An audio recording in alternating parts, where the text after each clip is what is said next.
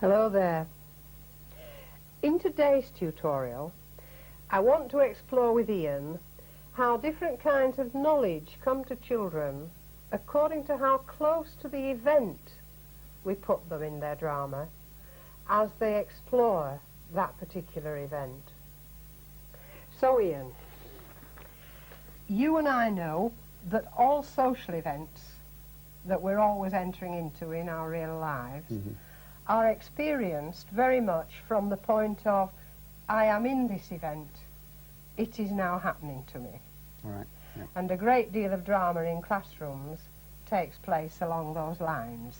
Shall we all agree that we are in a cafe or we are, in this case, we've set up the map of Jerusalem again and the road from Jerusalem to Jericho. Yes. So you see, the normal way in which drama would explore the event of the Good Samaritan would be that a Good Samaritan, it doesn't look a bit like a Samaritan really, but if the children were enacting the event as the story tells us, you'd have your Samaritan going from Jerusalem to Jericho.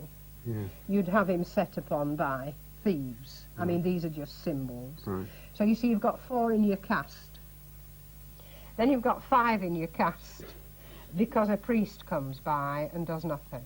Then you've got sort of 6 in your cast as a Levite passes by on the same road from Jerusalem to Jericho and does nothing.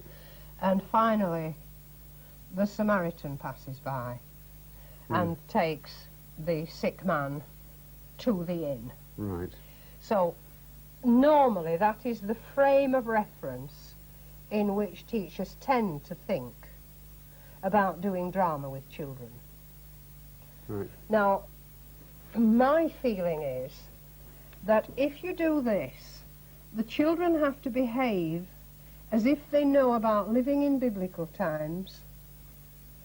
They have to be able to take on the personas of priests with responsibility for priestly things and so on, and to get depth in such an event, which is a truly terrible event, that a man is set upon, and 2 people who are dedicated to humanity do nothing, and then an enemy of his tribe comes along and assists him. It is portentous, it's enormous.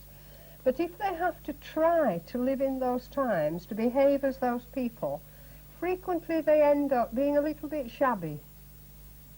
Yes. And it's very hard for the teacher and for the children. Yes. Now, according to the point at which you learn about an event, changes how you understand the event. If it happens to you, you've a totally different understanding of it. You'll never be able to communicate that understanding really fully. But if it happens to somebody else, and you learn of it because they tell you of it, your coming to terms with this horrendous situation will be quite different. You'll get quite different kinds of knowing. Now, I've isolated about 9 distances from this event of the Good Samaritan. And I want to try to show you how these different distances and viewpoints that the children would enter this material of a terrible mugging will actually breed in them different kinds of knowledge. So if you don't mind being a bit patient, I'll try to talk you through them, because I haven't got a class of children. I can show this to you and prove it. Now, I've isolated these 9, as I said. Now, you see, if it really happens to us, we're participants. If we're participants, we have to understand all the depth of our lives, our responsibilities, and so on.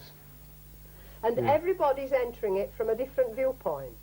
Thieves have to know about thieving. Levites have to know about Leviting.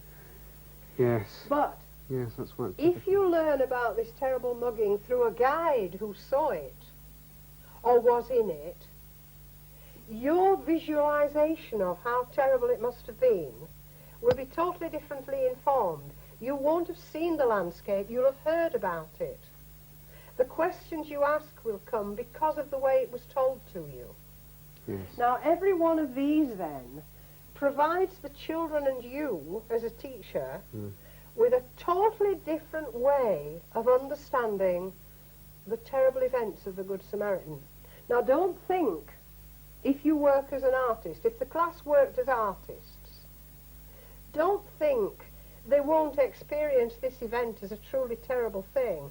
They still will. Right. But they'll experience it because in order to use the story in a new way, perhaps to paint it, or make a stained glass window of it for a church or a hospice, they have to look really closely into it.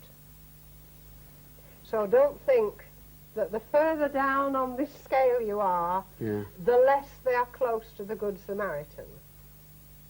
So the skill for you, if you want to use this notion of framing, and this is a phrase used by Erving Goffman, who's a sociologist. He says, all events are framed according to the window that you look at them from. So you put a frame round. And if you talk about them, that frame is in the way you talk. If you weren't there but you've only heard about it, and then you tell it to somebody else, you hone the language that reminds the person you're telling that you didn't see it, you weren't there, but you heard about it. Well, she told me, and from what she said, all that kind of thing goes on, you see. So I want to try to talk you through those 9 frames. Right. And I found the idea of windows very helpful, actually. Yes, that's right. That's right. Good.